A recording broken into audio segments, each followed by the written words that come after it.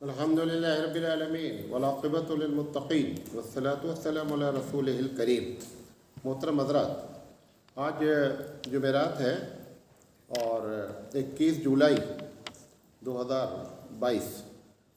سوالات جو بھی مغرب تک بھی آئے ہیں ان سب کو شامل کیا گیا ہے۔ مغرب کے بعد جو سوالات آئے ہیں ہو سکتا ہے کہ وہ شامل نہ ہوں، تو وہ ذاتی طور پر بھی جو ہے وہ سوال کر سکتے ہیں۔ ایک سوال آیا ہے کہ ایک حدیث ہے کہ قبرستان میں نماز نہیں پڑھنی چاہیے، اور بہت سے قبرستان میں نماز جنازہ کے لیے جگہ متعین ہے، تو اس کا کیا مطلب ہے؟ اور اسی سے ملتی جلتی حدیث یہ ہے کہ گھر کو قبرستان نہ بناؤ، اس کا کیا مطلب ہے؟ دیکھیں، جیسے ہبلی میں بھی جو ہے قبرستان کے شروع میں ہی نماز جنازہ پڑھنے کا انتظام ہے۔ جو قبرستان میں نماز پڑھنے کی بات کہی گئی ہے اس کا مطلب یہ ہے کہ قبرستان کھلا ہو اور آپ کے سامنے قبریں ہوں، کیونکہ اگر قبروں کے سامنے نماز پڑھی جائے گی تو لوگ یہ سمجھیں گے کہ قبر ہی سے کو سجدہ کیا جا رہا ہے، یہ مطلب ہے۔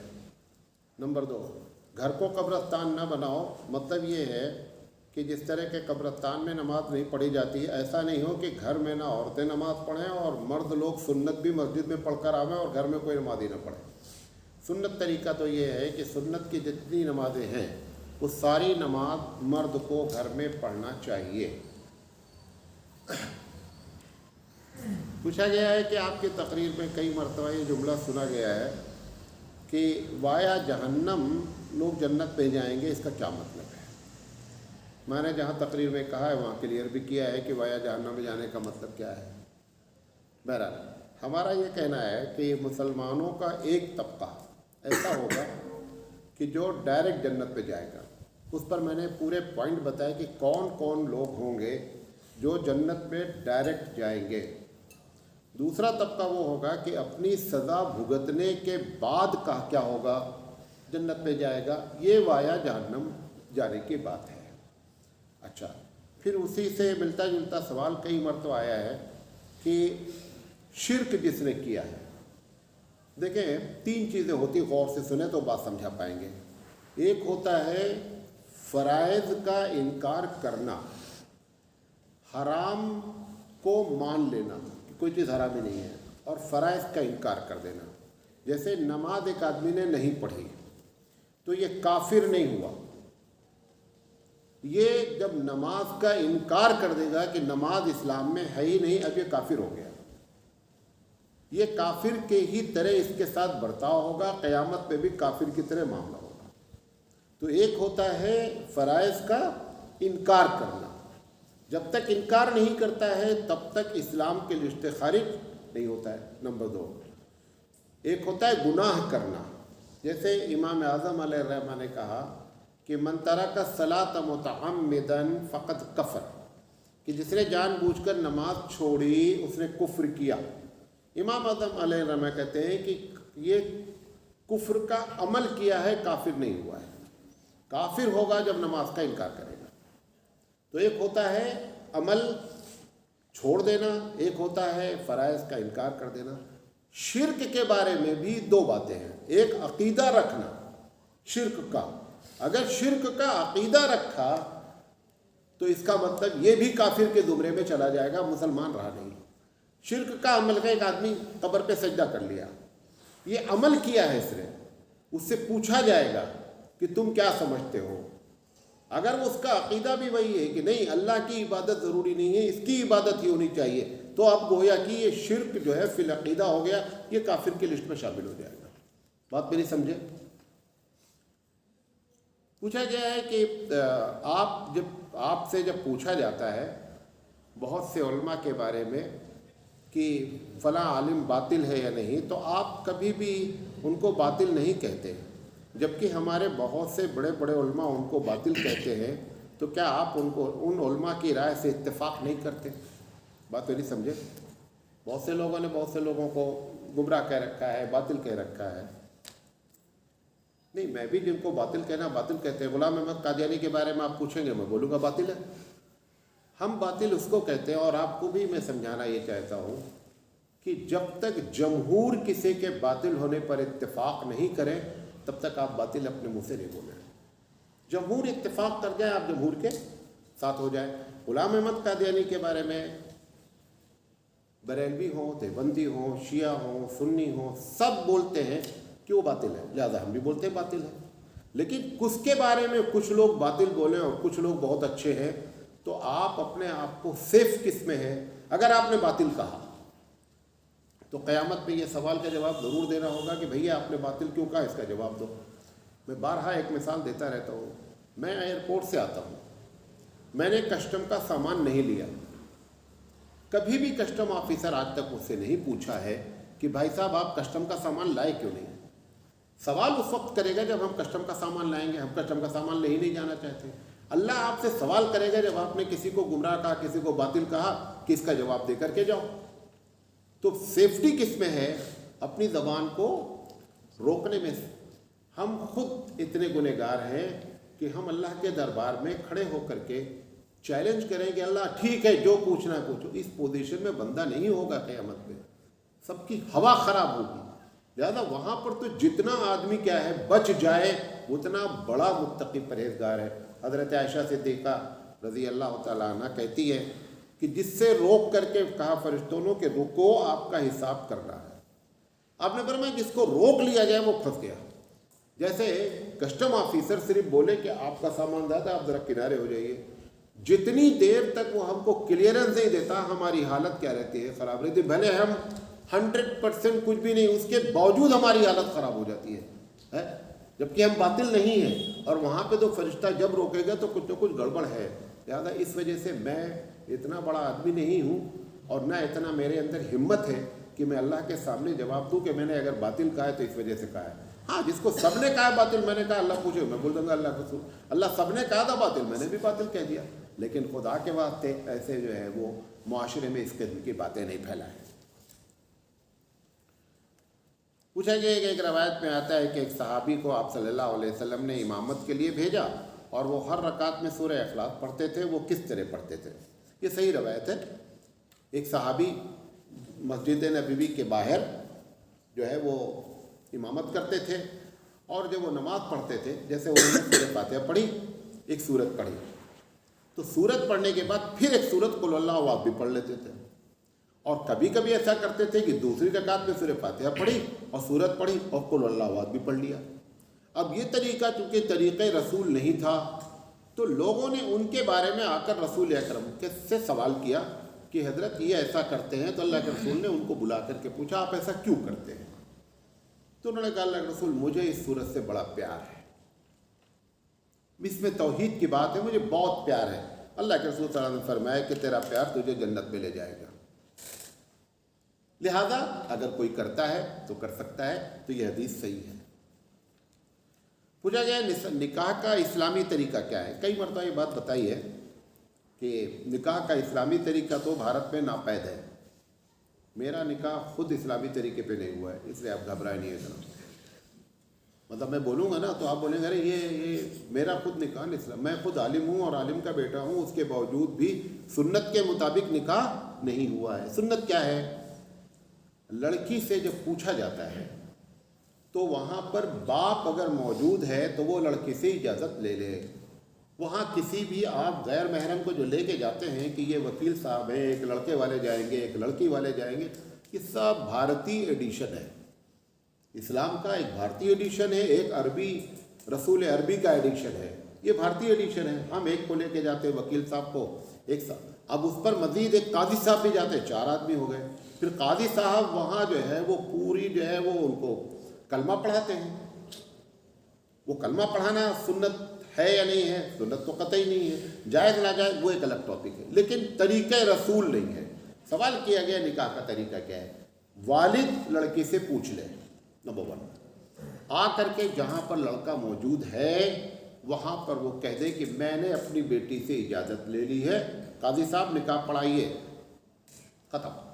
یہاں پہ جو محفل میں موجود ہیں کم سے کم 2 آدمی ہوں، بقیہ جتنی محفل جس کے کان میں یہ لفظ گیا کہ میں نے قبول کیا، لڑکے نے کہا، سب اس پہ گواہ ہیں۔ یہ آج رجسٹر کا چکر ہے، اللہ کے رسول کے زمانے میں کون سا رجسٹر ہوتا تھا؟ ہمارے بچپن میں رجسٹر نہیں ہوتا تھا بھائی، اب یہ سب رجسٹر آیا ہے۔ اب اتنا رجسٹر کی پابندی ہے کہ جب تک دستخط نہیں ہو جائے گا تب تک قاضی صاحب نکاح نہیں پڑھ سکتے. سب ڈھکوسلے بازیاں ہیں, سب سنت کے خلاف کام ہے. تو دو آدمی کے موجودگی میں اقرار کر لیا جائے, ایجاب قبول ہو جائے, یہ سنت طریقہ ہے, اور خطبہ مسنونہ پڑھا جائے. بقیہ جتنا جو کچھ بھی آپ کر رہے ہیں کہ وہاں شکر ہونا ضروری ہے, وہاں چھوارا ہونا ضروری ہے, پھر وہاں جوتا بھی رکھا جائے مسجد میں, پھر جوڑا بھی رکھا جائے, پھر انگوٹھی جو ہے گانٹھ میں, سب بھارتی ایڈیشن ہے, اس کا اسلام سے کوئی تعلق نہیں ہے. پوچھا گیا ہے کہ مکان مالک ایک ایجنٹ سے کہتا ہے کہ میرا فلیٹ 40 لاکھ میں بچوا دو, اگر اس سے زیادہ کا بکتا ہے تو وہ تمہارا ہے, جبکہ خریدنے والی پارٹی کو یہ بات پتہ نہیں ہے کہ کیا اس شخص کا پیسہ پتہ نہیں ہے, پیسہ لینا درست ہے. اگر ایک آدمی نے, مکان مالک نے کہا ہے کہ میرا مکان 40 لاکھ میں بکنا چاہیے, اگر تم 41 میں بکا دو, 42 میں بکا دو, تو جو بھی ایکسٹرا ہے وہ تمہارا ہے. اگر ایسا وہ کرتا ہے تو کر سکتا ہے. پوچھا گیا محرم منانے کا اسلامی طریقہ کیا ہے. عجیب بات ہے, محرم ہی اسلامی تہوار نہیں ہے تو طریقہ کہاں سے ہوگا. محرم کا سارا واقعہ 60 سال کے بعد پیش آیا. کس کے؟ نبی کریم صلی اللہ علیہ وسلم کی ہجرت کے 60 سال کے بعد پیش آیا. اسلام مکمل ہو گیا. الیوم اکملت لکم دینکم واتممت علیکم نعمتی, کہ آج میں نے تمہارے دین کو مکمل کر دیا. یہ کب ہوا؟ یہ اللہ کے رسول صلی اللہ علیہ وسلم نے جب حج کیا عرفہ کے میدان میں. اب اس میں کوئی چیز نہ داخل ہو سکتی ہے نہ نکل سکتی ہے. 60 سال کے بعد ایک واقعہ پیش آیا ہے, اس واقعے کو اسلام میں داخل کرنا, ایک تہوار منا لینا, دنیا بھر کے جو ہے وہ رسم و رواج کرنا, کوئی چیز بھی سنت سے ثابت ہو ہی نہیں سکتی. کیونکہ اللہ کے رسول کو کیا معلوم تھا کہ 60 سال کے بعد یہ واقعہ ہونے والا ہے, لہذا پورا جو ہے وہ سسٹم سے ڈرافٹنگ کر دی جائے کہ بابو محرم آئے گا تو ایسے منانا.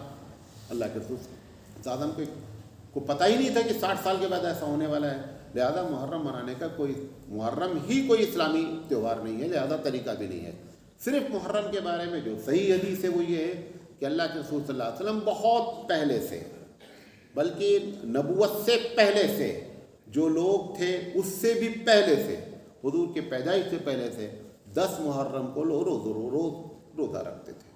جب نبوت کا اعلان ہوا تو اللہ کے رسول صلی اللہ علیہ وسلم نے 10 محرم کا روزہ رکھا. اس کے بعد جب مدینہ آ گئے تو آپ نے اختیار دے دیا, جس کا دل چاہے روزہ رکھے, جس کا دل چاہے چھوڑے. پھر پتہ چلا کہ یہودی لوگ روزہ رکھتے 10 محرم کو, تو آپ نے فرمایا کہ یہودیوں کی مخالفت کرنی ہے, لہذا 9 اور 10 اگر رکھیں گے, حیات رہے اگلی سال تو 9 اور 10 دونوں رکھیں گے. اس سے پہلے اللہ کے رسول صلی اللہ علیہ وسلم اللہ کو پیارے ہو گئے, لہذا صرف یہ ہے اب اس کو آپ تہوار کر لو, تہواری مناؤ, تہوار مناؤ, جو چاہے کرو, لیکن صرف روزہ ہے, بقیہ کوئی چیز نہیں ہے. پوچھا گیا ہے کہ آپ بارہا ایک بات کہتے رہتے ہیں اپنی تقریر میں کہ مسلمانوں کی اصلاح اس وقت تک ممکن نہیں ہے جب تک کہ 52 جمعہ ہم اپنے صحیح نہ کر لیں. میں ابھی بھی کہتا ہوں اور ہمیشہ, یہ جتنی بھی آپ کوشش کر رہے ہیں کہ مسلمانوں میں دین آ جائے, یہ دین آ نہیں سکتا. وجہ کیا ہے؟ سال میں اللہ نے 52 جمعہ دیا ہے آپ کو, وہ دین کے صحیح کرنے کا ایک نظام الہی ہے. یہاں سے صحیح باتیں بیان کی جائیں تو آپ کو صحیح دین پہنچے گا. اب نتیجہ کیا نکلا ہے؟ نتیجہ یہ نکلا ہے کہ سب سے پہلی بات تو یہ ہے, ایک بڑا طبقہ, میں حفاظ سے بہت معذرت سے, کہ حافظوں کو آپ نے کیا کر دیا, خطیب بنا دیا. امامت تو دی تھی, اب خطابت بھی دے دی گئی. اب وہ بیچارہ جب وہ پڑھا کر کے ہی نہیں آیا ہے, عالم ہے ہی نہیں, تو وہ کیا کرے گا؟ جیسے ایک آدمی کو پروفیسر بنا دیا جائے میتھ کا, اور وہ میتھ میں جانتا ہوں, تو کیا کرے گا وہ؟ میں اپنی بات بتاتا ہوں. میں 7ویں کلاس میں پڑھتا تھا, ایک صاحب کو میتھ دے دی گئی, وہ میتھ جانتے ہی نہیں تھے. اب کوئی ٹیچر ہی نہیں تھا, گاؤں کا معاملہ, بچے 5 کلاس ہے, ٹیچر 2 ہیں, کیسے پڑھائیں گے؟ تو ان کو دے دی گئی میتھ. تو ہم لوگ جب میتھ کرتے تو کبھی کبھی تو آ جاتا صحیح آنسر, پیچھے لکھا رہتا, دیکھ لیتے, خوش ہو جاتے, بھائی چلو. اگر کبھی خلاف ہو جائے, مثال طور پر آنسر پیچھے لکھا 50, ہمارا آیا 30, ہم نے کہا ماسٹر صاحب اتر صحیح نہیں آ رہا ہے. تو انہوں نے کہا کتنا آیا تمہارا؟ ہم نے کہا میرا 30 آ رہا ہے. کہا وہاں کیا لکھا ہے؟ کہا 50. کہا 20 جوڑ دو. انہوں نے کہا 20 جوڑ دو, 30 و 20 50 ہو گیا. اب ایسے لوگ میتھ جب پڑھائیں گے، گणت پڑھائیں گے، تو کیا نتیجہ نکلے گا؟ ایسے حساب بتا دیں گے کہ 50 آ رہا ہے تو 30 تمہارا ہے، 20 جوڑ دو، اور اگر کبھی 30 آیا ہے اور ہمارا 10 آیا ہے تو انہوں نے کہا 20 اور کر دو، مطلب اسی کو گھٹا پٹا کر وہ برابر کر دیتے تھے۔ تو سال بھر ہم پڑھتے رہے، بہت اچھے نمبر لیتے رہے، کیونکہ انہیں کو نمبر دینا تھا جن کو، تو لہٰذا نمبر بھی اچھے ملے۔ تو یہ بات کیا ہے کہ ممبر ان کے حوالے کر دیا گیا ہے جو بیچارے خطیب ہیں ہی نہیں۔ علماء کو چاہے جان بوجھ کر تو نہیں کہہ سکتے، لیکن علماء کو جو ہے ممبر نہیں دیا جا رہا ہے۔ ایک وجہ تو یہ ہے کہ علماء دودھاری گائے ہیں۔ دودھاری گائے سمجھتے ہیں؟ جو گائے دودھ دیتی ہے اس کے نخرے بھی ہوتے ہیں، وہ لات بھی مارتے بیچ بیچ میں۔ یہ جو مسجد کے کمیٹی والے ہیں یہ دودھ کھانا چاہتے ہیں لیکن لات کھانے کا حوصلہ ان کے پاس نہیں ہے۔ جب عالم کو رکھیں گے وہ صحیح بات کرے گا، تمہارے خلاف بھی جائے گی کبھی اس کے، لہذا انہوں نے طے کر لیا کہ ان کو رکھو ہی نہیں، خطیب ان کو بناؤ ہی نہیں۔ لہذا جب اس طرح سے اگر پالیسی اختیار کر لی گئی ہے تو نتیجہ کیا نکلے گا؟ دین کبھی بھی صحیح آپ تک پہنچ ہی نہیں سکتا پبلک تک۔ ارے شہر وہر میں تو ٹھیک ہے، گاؤں میں بری حالت ہے، بری حالت ہے۔ ایک مرتبہ گاؤں میں پہنچ گئے، میں تو تقریر کیا، خیر بات ہو گئی۔ اب وہ نماز پڑھانے کی بات آئی، وہ امام صاحب انٹرنیشنل جو ہے وہ بقلم خود قاری ہے وہ۔ اچھا میں بھی کوئی قاری نہیں ہوں لیکن اتنا موٹا موٹا تو جانتا ہی ہوں نا کہ یہ غلطی ہو رہی ہے۔ تو وہ صاحب خطبے میں انہوں نے وہ غلطیاں کی جس کا کوئی جواب ہی نہیں، اور لیکن تجوید ویسی جیسے ہمارے مؤذن صاحب کی تجوید بڑی جاندار۔ تجوید مطلب اپنی خود موجود ہے، جو چاہ رہے ہیں جہاں چاہ رہے ہیں کھینچ رہے ہیں۔ ہم نے کہا کاہے وہ پگلا رہے ہو یار۔ بعد میں نے جب ان سے بات کیا انہوں نے کہا مجھے تو لوگ بہت پسند کرتے ہیں یہاں۔ ہم نے کہا کہ پبلک راگ پسند کرتی ہے، پبلک فن تھوڑے جانتی بیچاری کہ کیا غلطی ہو رہی ہے، یہاں پہ جو ہے وہ اخفا ہے کہ اظہار ہے، اسے کیا معلوم بیچاری کو۔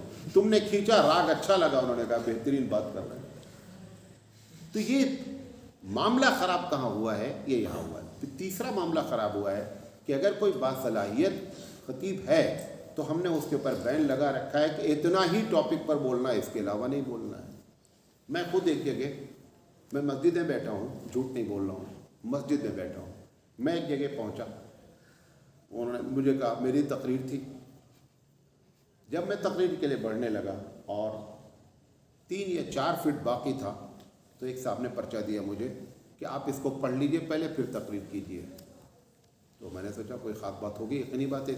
میں نے جب اٹھا کر کے پڑھا تو اس میں پہلا جملہ لکھا تھا کہ مولانا صاحب قرآن مجید کو ٹاپک نہیں بنائیے گا، خدا کی قسم کھا کے کہتا ہوں۔ اب آپ بتائیے کہ عالم کو جاہل مشورہ دے تو نتیجہ کیا نکلے گا؟ جو متن نکل رہا ہے نکل رہا ہے۔ ایک صاحب نے پوچھا نا، ایک صاحب کمیٹی والے ایک عالم کا انٹرویو لے رہے تھے، تو انہوں نے پوچھا کہ اچھا یہ بتائیے کہ علامت قیامت کیا ہے؟ انہوں نے کہا پہلی علامت تو ابھی واقع ہو رہی ہے کہ جاہل عالم کا انٹرویو لے رہا ہے، یہ اس سے بڑی علامت کیا ہے؟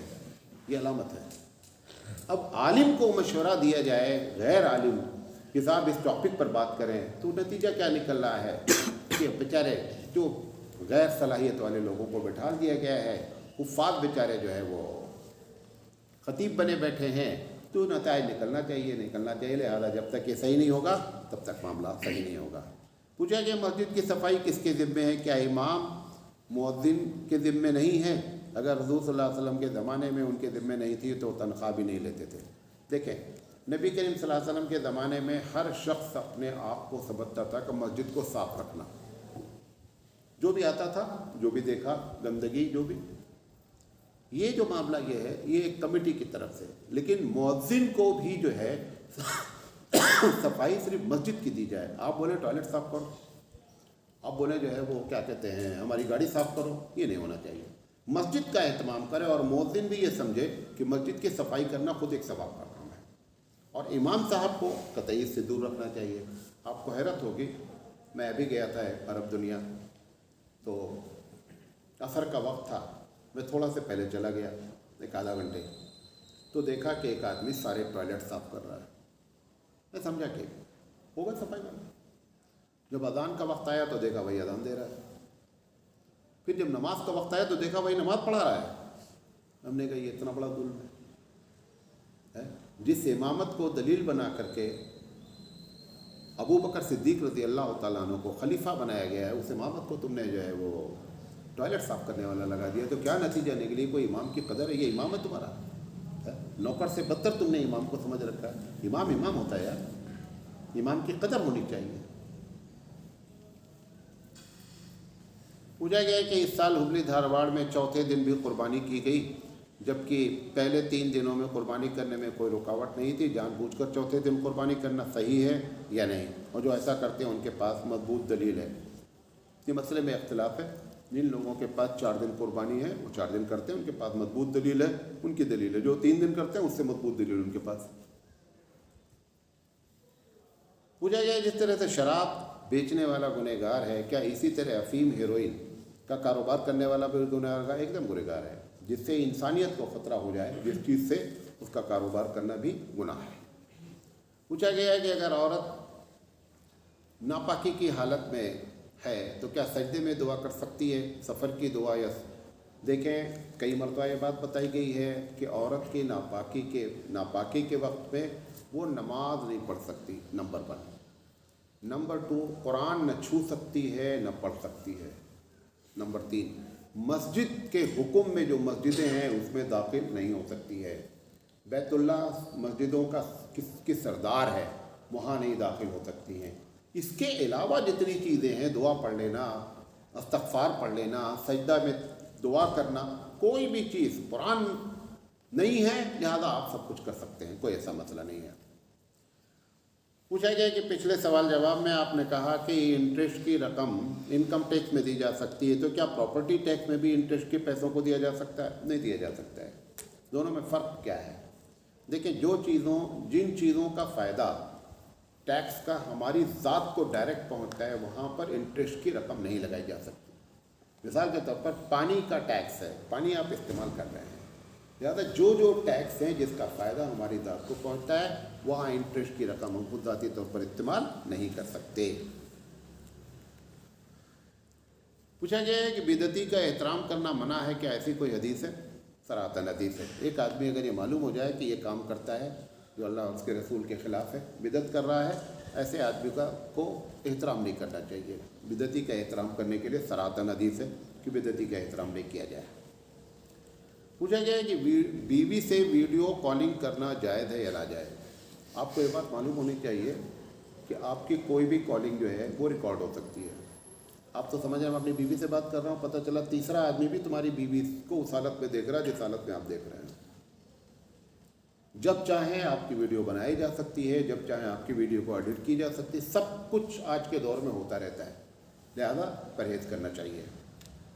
پوچھا گیا ہے کیا بیوٹی پارلر کا کورس کر سکتے ہیں؟ بیوٹی پارلر میں جو چیزیں حرام ہیں، جو شرعی لحاظ سے، ان کو سیکھنا اور پھر اس کو اپنی زندگی میں عمل کرنا جائز نہیں ہے، ورنہ بیوٹی پارلر میں جو دوسری چیزیں ہیں وہ جائز ہیں۔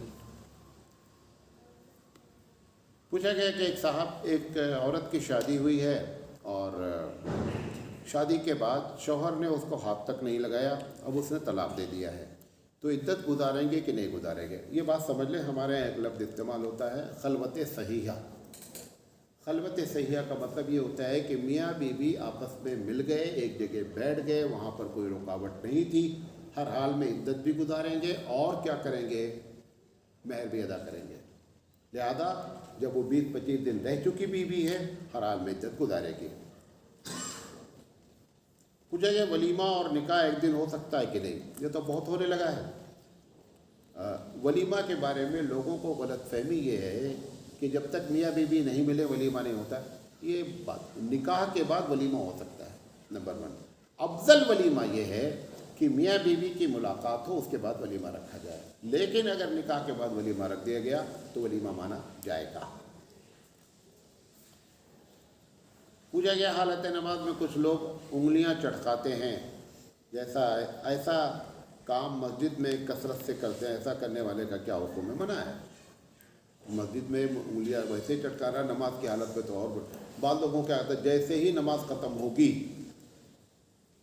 ایسا لگ رہا ہے نماز کا ایک جز ہے جو فوراً کرنا چاہیے۔ کچھ لوگ کیا کرتے ہیں، کمر توڑنا شروع کرتے ہیں، सलाम फेरे नहीं कि इनकी कमर में जो है वो मालूम नहीं क्या कौन सी एक्सरसाइज ऐसी है कि जो नमाज के फ़ौरन बाद होनी है वरना उसका टाइम बार हो जाएगा।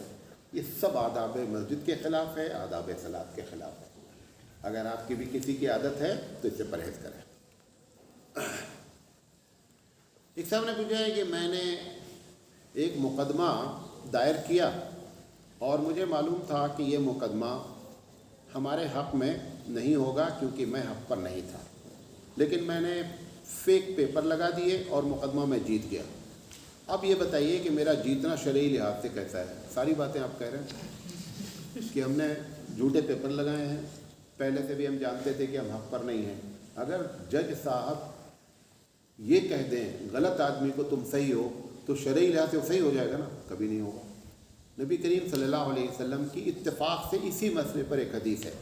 आप सल्लल्लाहु अलैहि वसल्लम ने फरमाया कि मेरे पास लोग मुकदमा लेकर आते हैं, मेरे पास मुकदमा लेकर आते हैं, मुकदमे में ऐसी ऐसी दलीलें देते हैं कि मैं उनके हक़ में क्या कर देता हूँ, फ़ैसला कर देता हूँ। मैं अगर ऐसे किसी गलत में फ़ैसला भी कर दूँ तो तुम ये ना समझना कि रसूल ने फ़ैसला किया है लिहाजा ये हक़ है, तुम अपने हाथ में आग का अंगारा लेकर जा रहे हो।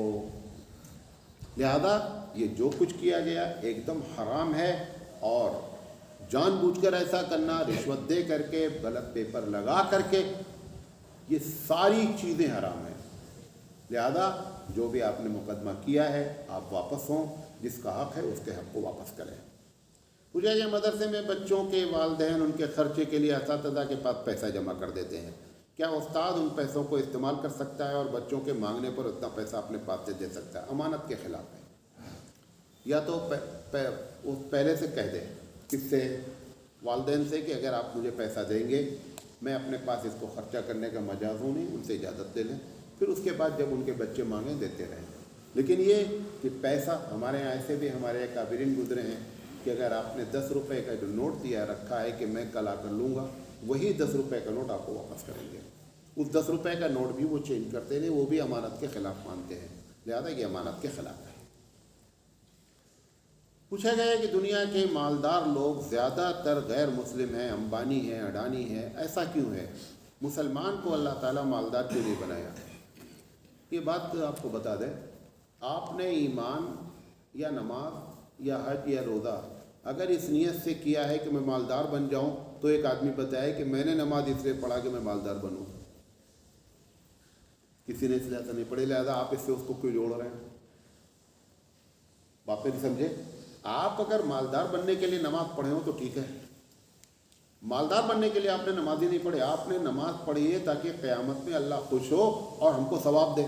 तो आपने अपना सवाब कहाँ रखा है? आखिरत में रखा है, दुनिया में क्यों मांग रहे हैं? एक बात ये जो दुनिया में आप देखते हैं कि बहुत से लोग मालदार हैं और क्या कहते हैं बहुत मालदार हैं, ये एक निज़ाम इलाही है।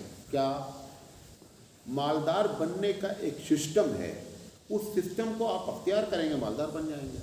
अब्दुल रहमान मेहनत करें, पढ़ाई में 100 नंबर मिले, सीताराम पढ़ाई में मेहनत करें तो उनको 40 नंबर मिले, ऐसा अल्लाह का निज़ाम ही नहीं है। अल्लाह का निज़ाम है कि जो मेहनत करेगा हम उसको इस दुनिया में क्या करेंगे, उसका फल देंगे। वहाँ पर क्यों? आदम के सब सगे बच्चे हैं, आदम के सब सगे बच्चे हैं, लिहाजा अल्लाह के निगाह में ये दुनिया में मामला ऐसे चलता रहता है। और ये भी आपको बता दें, इस तरीके से किसी का खुशहाल होना, मालदार हो जाना, उसके हक़ होने की दलील नहीं है। मैं 2009 की बात एक प्रोग्राम में गया, डॉक्टर जाकिर नायक के प्रोग्राम में था, तो वहाँ से जहाँ पे होटल में ठहरे थे वहाँ पे नीचे एक भोरी की दुकान थी, तो चाय वाय थी और बहुत से आइटम उसके पास थे। तो ऐसे ही सारे लोग वहीं थे प्रोग्राम वाले, तो कहने लगा वो भोरी कि देखिए हमारा जो अक़ीदा है, हमारे बारे में आप लोग कहते हैं कि हम बातिल हैं, लेकिन पूरे भारत में सबसे ज़्यादा मुसलमानों में पैसा किसके पास है? बोरियों के पास है। तो अगर हम बातिल हैं तो हमारे पास इतना पैसा क्यों है? मैंने बहस नहीं की, हमने कहा एक जवाब दिया, हमने कहा दुनिया में यहूदी से ज़्यादा मालदार कौन है? अब हमने कहा यहूदी के बारे में आपका क्या अक़ीदा है? हमने कहा जैसे यहूदी के बारे में आपका अक़ीदा है कि वो सही नहीं फिर भी मालदार हैं, ये दुनिया की मालदारी, दुनिया की गुर्बत किसी के हक़ और बातिल होने का फ़ैसला نہیں کرتی ہے۔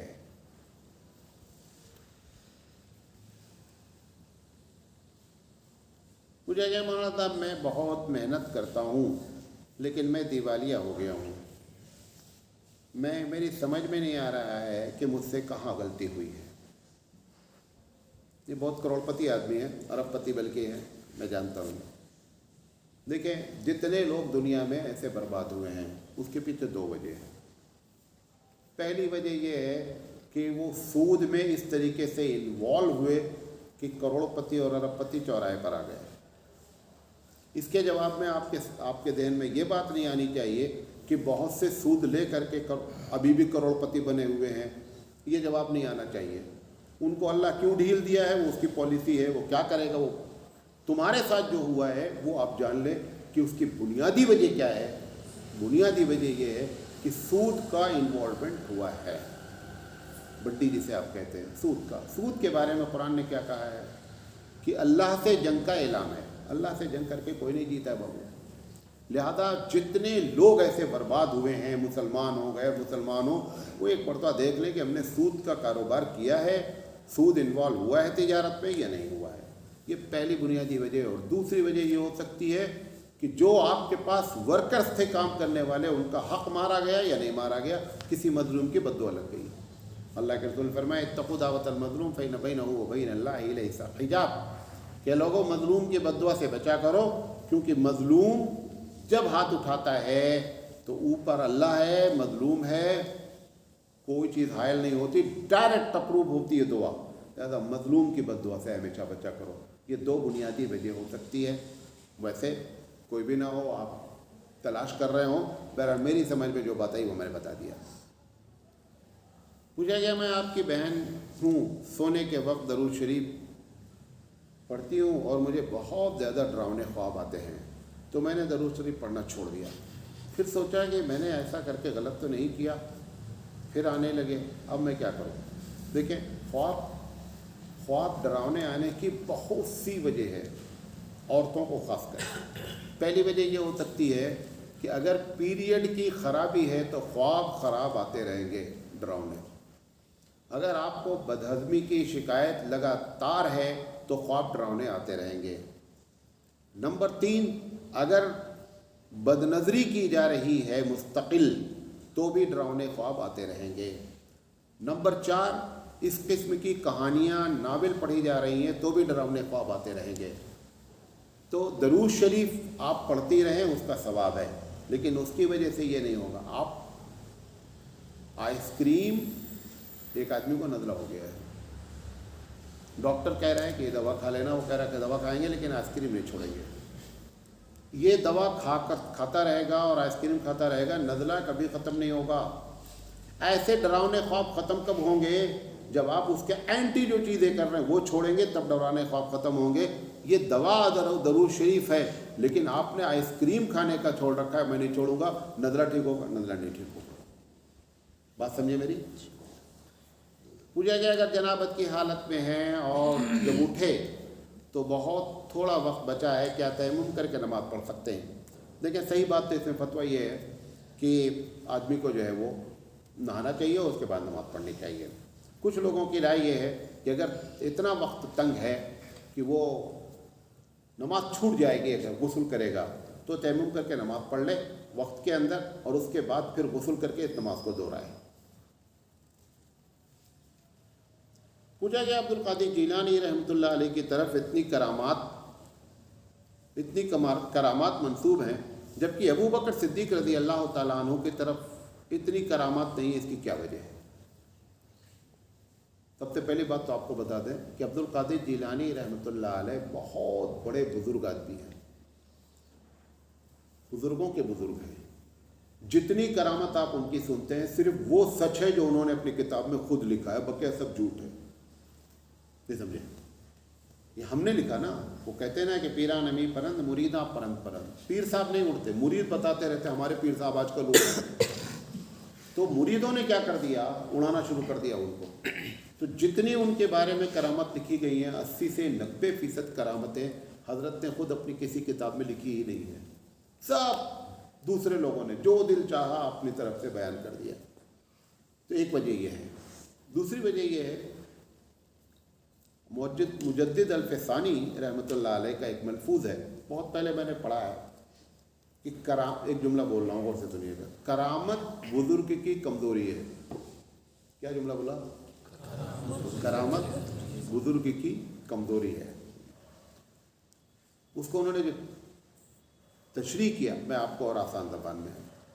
ایک بچہ جب LKG میں آتا ہے نا تو روزانہ روتا ہے، دیکھا ہے روتے ہوئے، تو ٹیچر پڑھاتے نہیں، اس کو 4 چاکلیٹ دے دیا، جا کر کے بولتا امی سے میں بہت اچھا بچہ ہوں، روزانہ چاکلیٹ دے رہی امی ہم کو.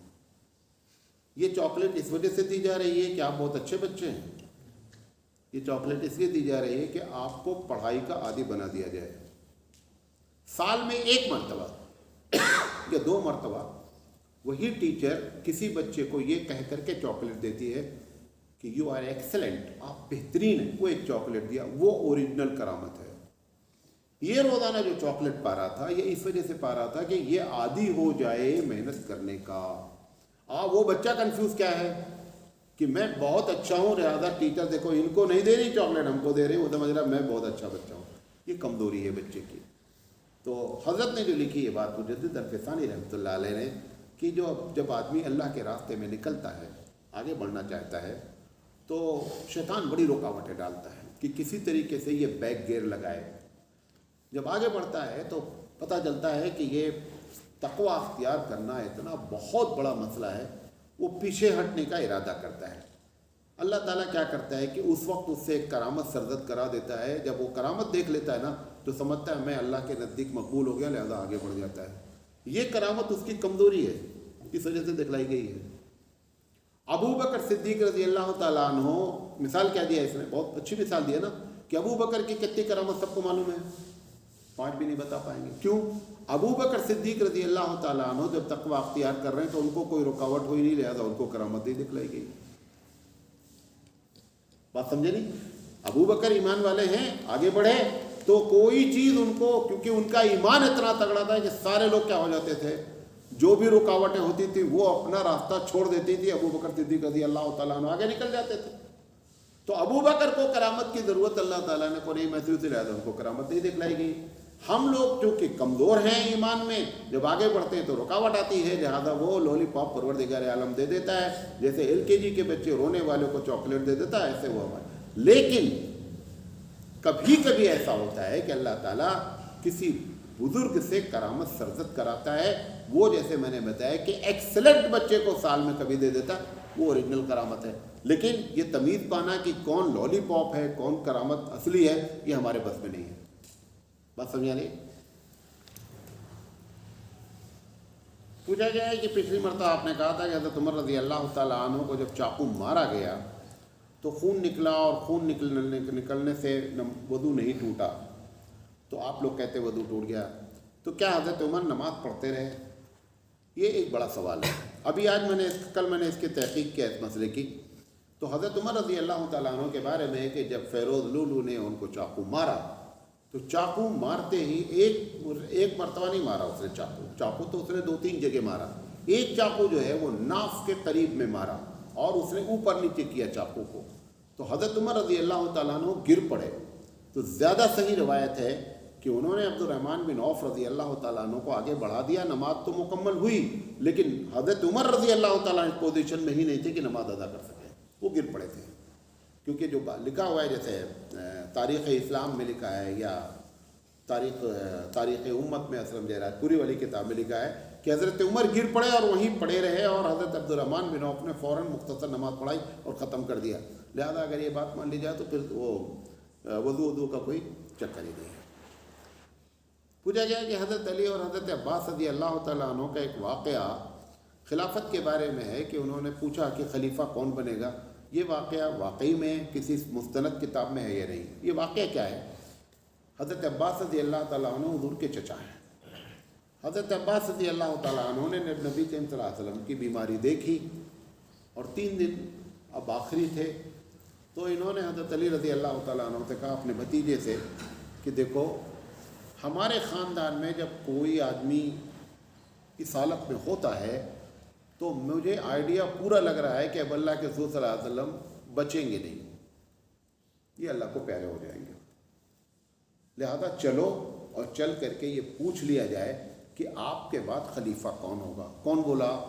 हज़रत अब्बास. ये पूरी रवायत बुखारी में है, मुस्तनद है, सही सनद.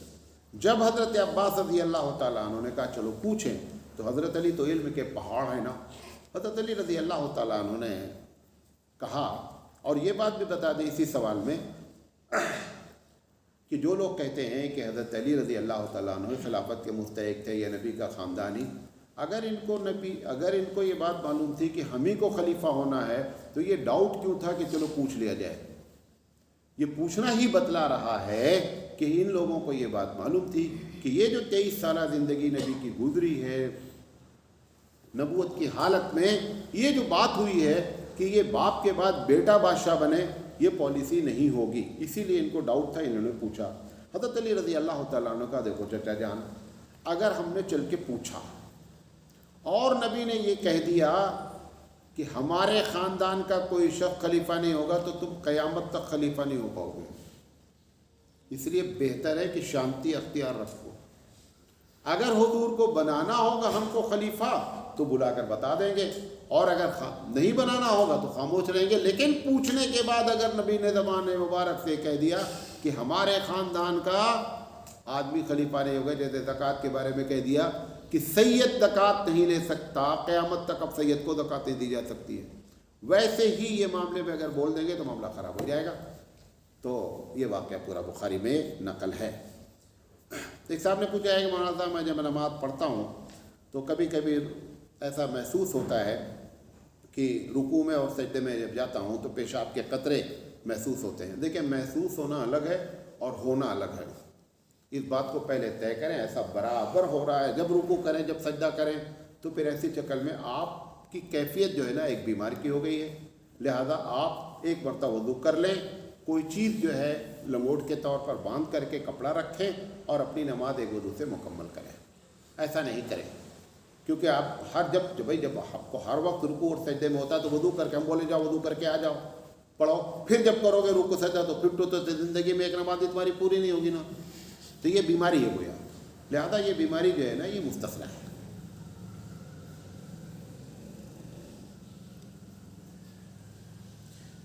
पूछा गया मौलाना साहब, मुहर्रम का महीना है, एक वाक़या मैंने पढ़ा है कि जब हज़रत हुसैन रज़ी अल्लाह तआला अन्हु के ख़ानदान वालों के लिए एक कतरा पानी पीने के लिए नहीं था, तो ये बात समझ में नहीं आती है कि हज़रत हुसैन के बारे में लिखा हुआ है कि जब वो 10वीं तारीख को जंग के लिए निकले तो उन्होंने पहले गुस्ल किया और 2 रकात नमाज़ पढ़ी. तो जब पानी पीने के लिए नहीं था तो गुस्ल कहाँ से किया? ये जो मशहूर किया गया है कि पानी नहीं था, ये उतना नहीं है. पानी की शॉर्टेज थी, लेकिन ये जो हमारे अहले तशय्युअ ने जो कहा कि पानी का एक कतरा मौजूद नहीं था, और ये लिखा हुआ है पानी का एक कतरा मौजूद, उसी के आगे लिखा है कि अब आप गुस्ल करने जा रहे हैं. अरे भाई, जब एक कतरा पानी नहीं था तो बाल्टी पर पानी कहाँ से आया यार? वैसे भी आपको एक बात बता दें कि हज़रत हुसैन रज़ी अल्लाह तआला अन्हु और वाक़े करबला में जितनी बातें आप जानते हैं उसमें से 70% झूठ है. कितनी? क्यों झूठ है? झूठ इसलिए है कि जिसने सबसे पहली किताब लिखी है उस पूरे वाक़े करबला के बारे में वो शिया है. उसका जो दिल चाहा उसने लिखा है, और हम वहीं से हमारा मसदर है. जैसे एक जगह पानी ख़राब निकल रहा है कहीं से, चश्मे से, आप वहाँ से पानी भर करके जब लाएंगे तो पानी क्या होगा? पानी गंदा ही रहेगा, क्योंकि आपके लेने की जगह क्या है?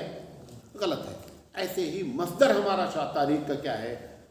करबला के बारे में वो शिया है. लिहाजा शिया हजरात ने जो कुछ उसमें गुल खिलाया वो गुल नज़र आ रहा है. पूछा गया, अगर किसी को ग्रुप में ज्वाइन किया जाए तो क्या ये भी तबलीग का एक हिस्सा है? बड़ा हिस्सा है. अगर आप ये समझते हैं कि एक आदमी की तकरीर अच्छी है तो आप उसको या तो ख़ुद ग्रुप बना करके भेजें किसी को, या ये कि उस ग्रुप के एडमिन वाले को दरख्वास्त करें कि आप मौलाना साहब फ़लाँ साहब आप इनको नंबर में भेज रहा हूँ, इनको ऐड करें. ये भी तबलीग का एक दरिया है, बेहतरीन दरिया है.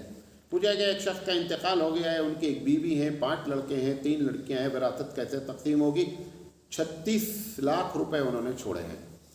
देखिए, बीवी का हिस्सा 1/8 होगा, 12.5%, तकरीबन 4.5 लाख रुपए. 4.5 लाख रुपए के बाद 36 लाख में निकालेंगे तो 31 लाख कुछ बचेगा. अगर उसको 9 से 5 بچے ہیں تو 5 دونوں 10 اور 3 لڑکیاں 13 سے اگر تقسیم کر دیں گے بقیہ کو تو تقریباً 2,42,307 روپے ایک بچی کو حصہ آئے گا اور 4,84,615 روپے ایک لڑکے کو حصہ آئے گا۔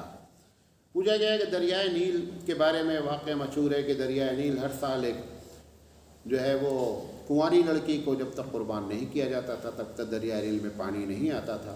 حضرت عمر رضی اللہ تعالیٰ عنہ کے خلافت میں حضرت عمر رضی اللہ تعالیٰ عنہ نے کو جب معلوم ہوا تو انہوں نے خط لکھا دریائے نیل کے نام، گورنر کو کہا کہ خط لے جا کر کے دریائے نیل میں ڈالو، اگر یہ اللہ کے حکم سے چلتی ہے تو چل جائے اور اگر یہ خود چلتی ہے تو اس کے چلنے کا مجھے کوئی فائدہ نہیں ہے۔ یہ جا کر خط ڈال دیا گیا اور دریائے نیل اس کے بعد سے آج تک کبھی نہیں سوکھی۔ تو انہوں نے پوچھا ہے کہ یہ واقعہ صحیح ہے نہیں؟ یہ شاہ ولی اللہ رحمۃ اللہ علیہ نے واقعہ لکھا ہے، ازالۃ الخفا ان کی کتاب ہے، اس میں یہ واقعہ لکھا ہے اور شاہ صاحب کا لکھنا خود مستند ہونے کی دلیل ہے۔